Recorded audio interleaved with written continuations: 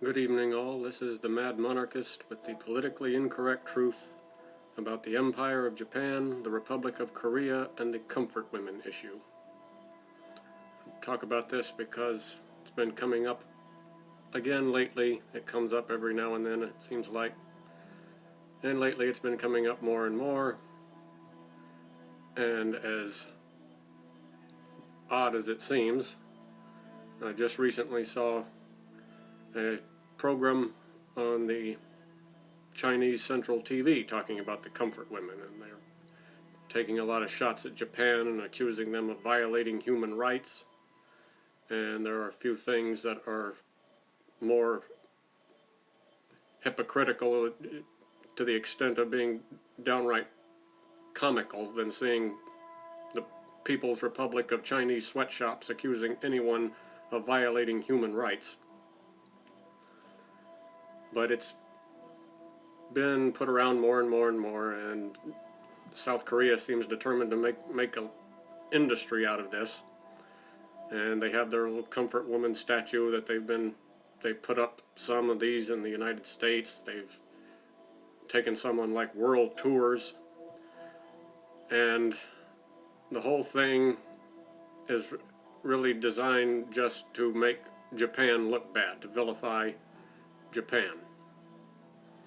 It rather reminds me of like little punks in high school or something, that they can't really, they either can't or they're too afraid to actually take a shot at somebody they don't like, so instead they just want to spread bad rumors and try to turn everybody else against them, you know, don't be their friend. And it's all very ridiculous because all of these accusations against Japan are three things. They're incorrect, they're illegitimate, and they're idiotic. Now, there are plenty of issues that Korea could point to with Japan. I mean, Japan ruled Korea for a few decades, about around 20 years or so, I think, that Korea was basically a colony of Japan.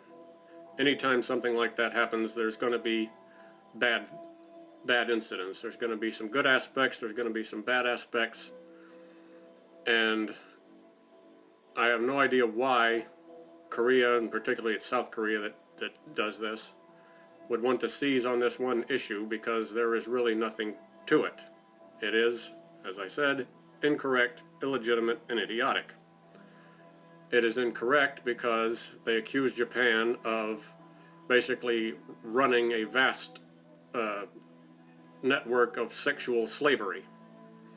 To say they forced Korean women to become sex slaves of the Imperial Japanese Army. And it's just incorrect. It's flat out incorrect. There was no official policy of enslavement by the Japanese government or the Imperial Japanese Army. It's just not true.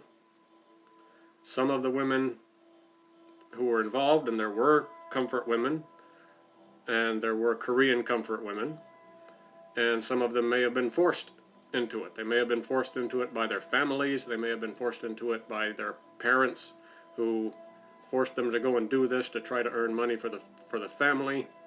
They might have been forced into it by unscrupulous agents, but it is simply untrue that there was any policy by the government or the Imperial Japanese Army to do this. It was not systematic, it was not a matter of policy. If women were forced into it, those were individual cases, which are terrible, but they're not something you should hold anger against an entire country over, especially considering the people who would have actually been involved are all long gone by now. But there was no official policy of enslavement by the Japanese government or the Imperial Japanese Army. The comfort women were not sex slaves. The comfort women were prostitutes who worked in brothels to serve the Japanese military personnel or the Korean military personnel who served in the Imperial Japanese Armed Forces. And these women were paid. Many of them were paid quite generously. How many times have you heard of a slave that was paid? There were no people anywhere in the world should be aware of just how ridiculous that notion is. There were no, you go to any American or South American plantations, there was no payday. You didn't earn a salary being a slave. If you earned a salary, you weren't really a slave, you were an employee.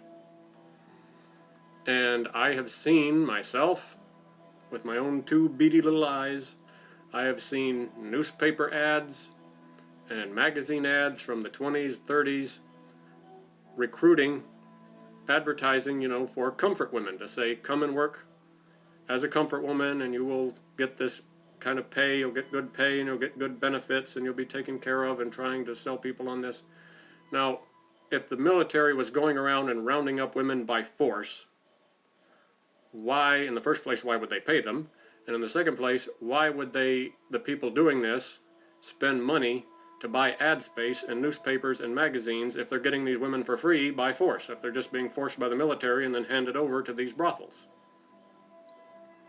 Anyone can see, just by looking at that, anyone can see that accusations that the Japanese were carrying out this big sex slave network is completely false.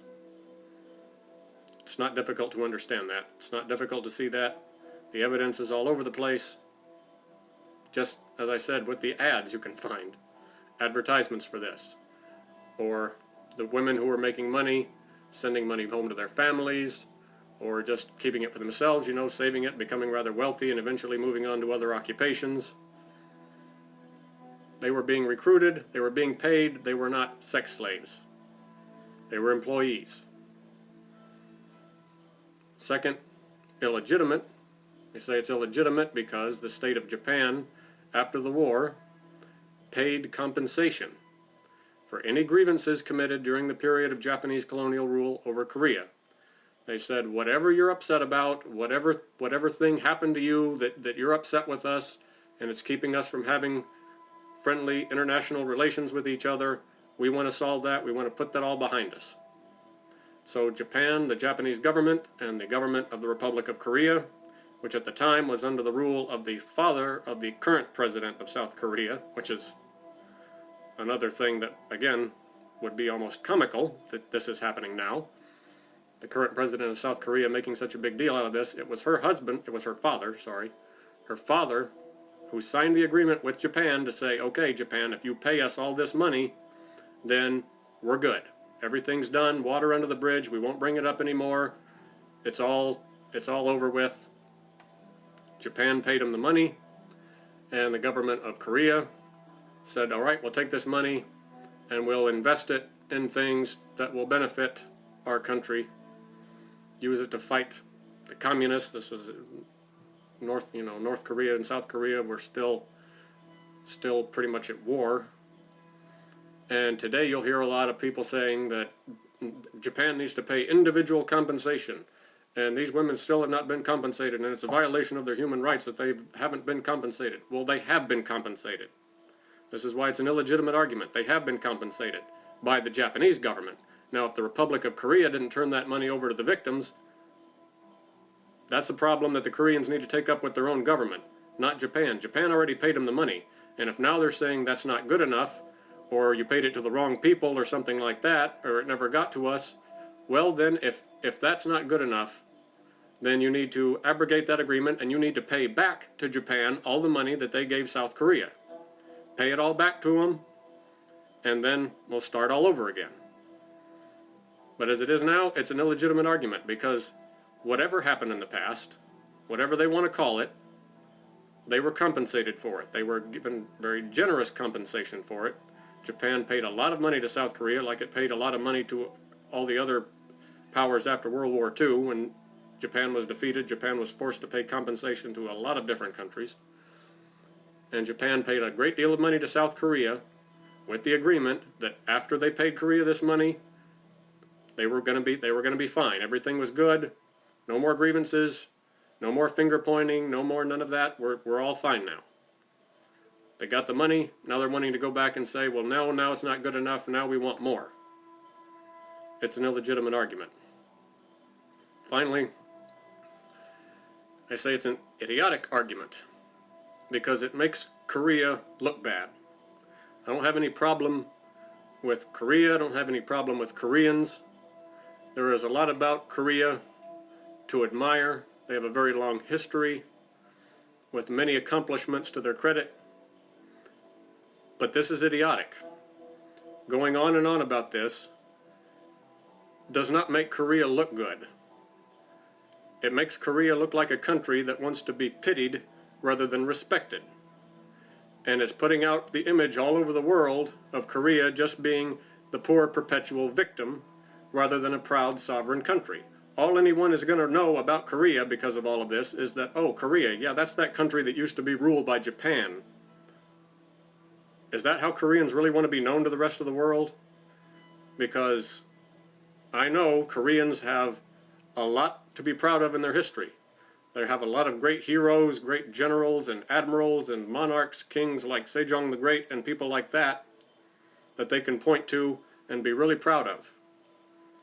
And yet all they're telling the rest of the world is, we were victims, we were victims, we were victims, we were sex slaves, and the Japanese just came and took all our women and made them be sex slaves, and we're poor, somebody please pity us and help us and give us something because we've been so abused and mistreated. Korea's better than that. It should be better than that.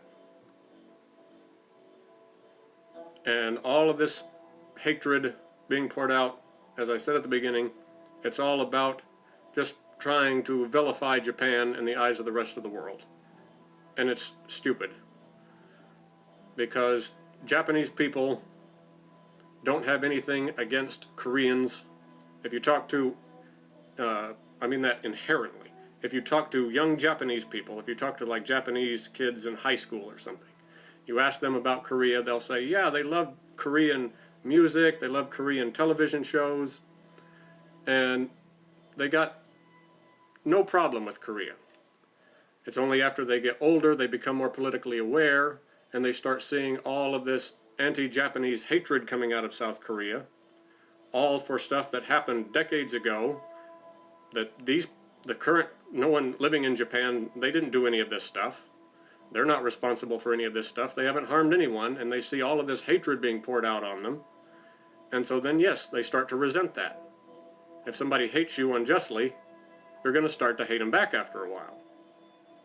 But it doesn't start out that way. And they say, well, Japan's not fessing up to their history. They're trying to deny their history. If they were trying to deny their history, they wouldn't have paid Korea compensation in the first place. They may have a disagreement over exactly what happened, but they say, well, the Koreans feel aggrieved, whatever the reason is. If it'll make this problem go away, we'll pay you the compensation and we can be friends again, okay? Okay, they agree. And now the Koreans are saying, nope, that's not good enough, we want more.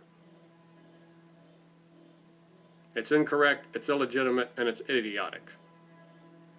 And that's the politically incorrect truth about the Empire of Japan, the Republic of Korea, and the comfort women. Take care. We all go a little mad sometimes. Haven't you?